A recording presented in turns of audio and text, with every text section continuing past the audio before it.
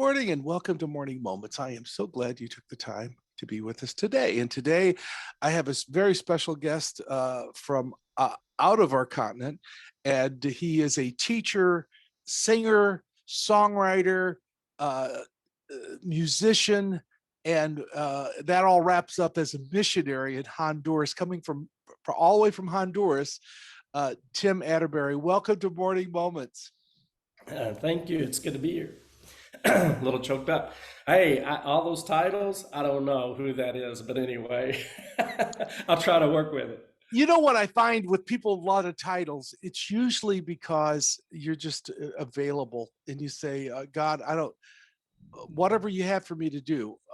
God looks at our availability more than our ability, and He will That's right. equip us when we become available to Him. Well, let me ask you the question. All the way in Honduras, let me ask you, what do you do and why do you do it? Hey, those are two great questions. And on your program, I've listened to different people answer the question.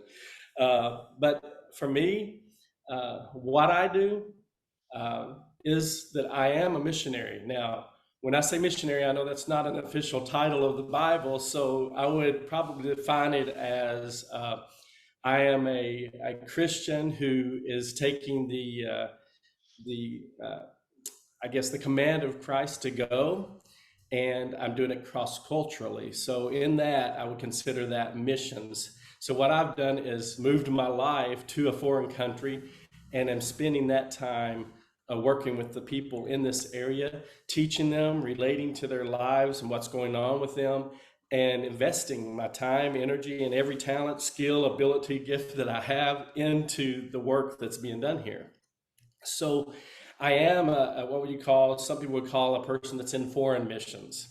What I do is I live among the people and I attempt to act out the practical gospel is what I call it, not just talking about the gospel or sharing something. There's a lot of church people, there's a lot of people that know about religion, but I want to act out that gospel in front of them and spend my time with them day in, day out, living out that gospel.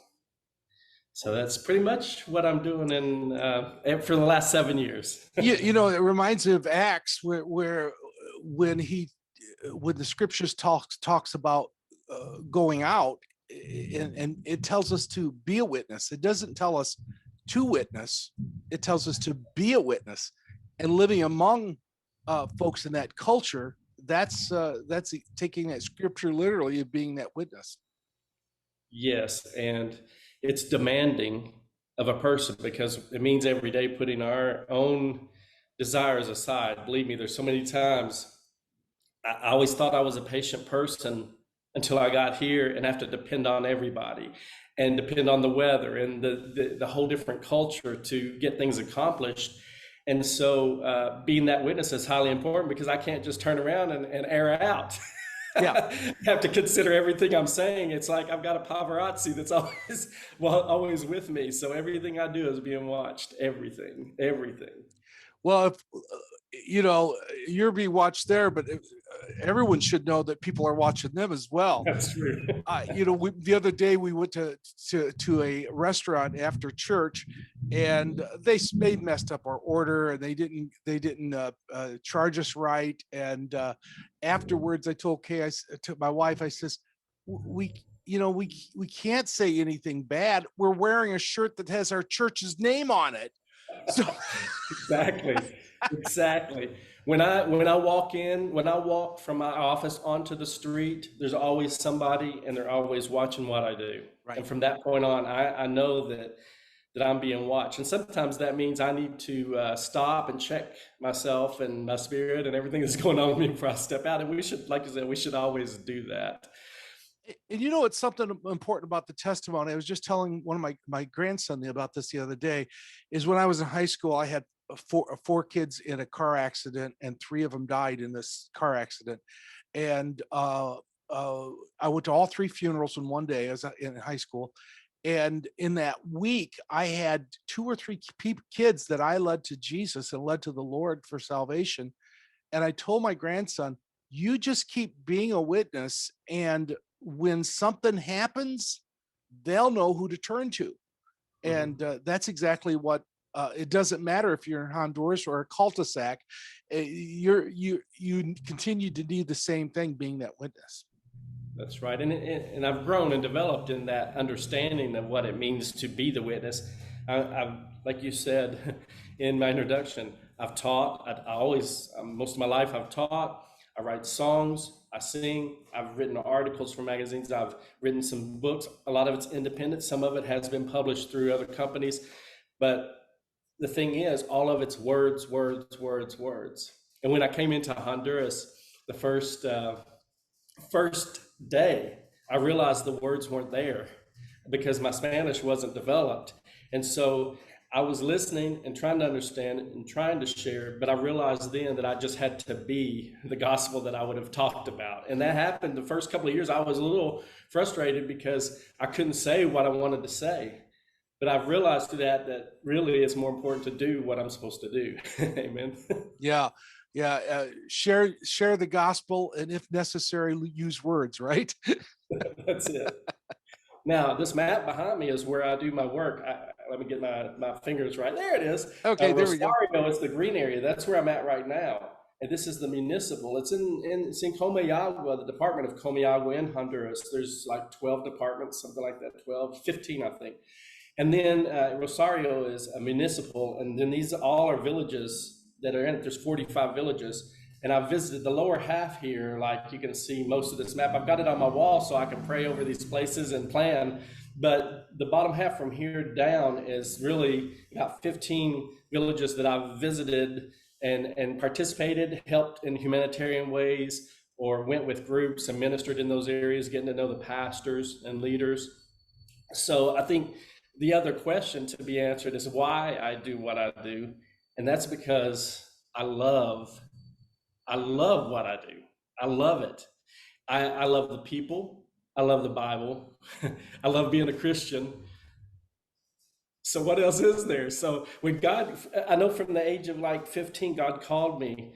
I know he wanted me to do mission work. I felt that calling and I prepared over my life just to do it. But it took me from the age of 15 to almost, well, I was around 50 when I actually went on the mission for the first time in Honduras in Central America. I always told people I would go to Central America. I've done other mission work in trips, taken many trips to Europe and some other areas, but really I knew I would always go to Central America. So I was, in some ways, God was always preparing me, but I was also preparing myself, knowing that one day I would go. And when that day came, I just said yes, and I went.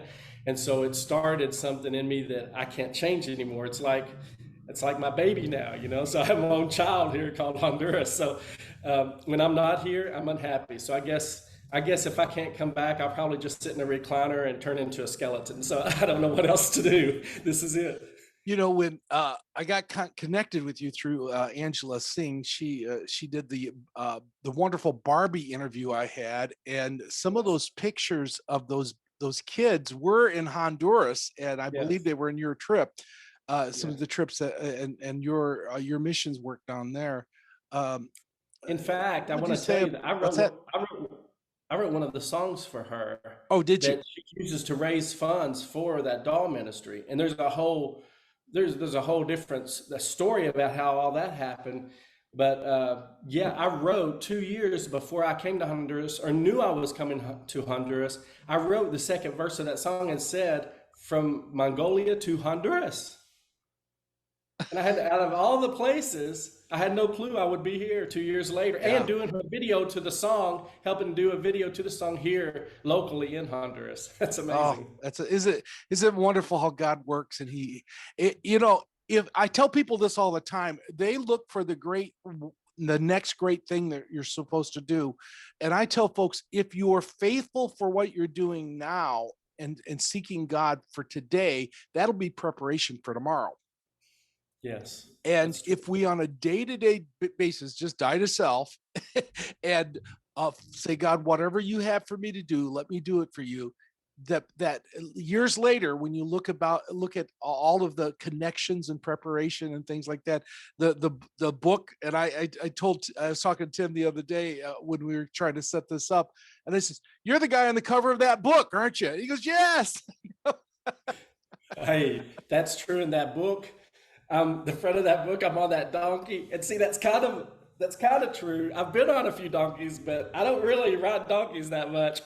So I'm from Kentucky, and I really don't even know how to ride a horse well. So I use my two legs and walk most places.